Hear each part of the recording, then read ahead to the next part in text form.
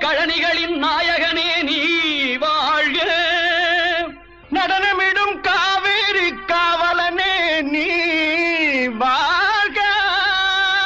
தஞ்சமென வருவோர்க்கு தஞ்சம் வழங்குகின்ற தஞ்சை பெருவுடைய தலைவனே நீ வாழ்க.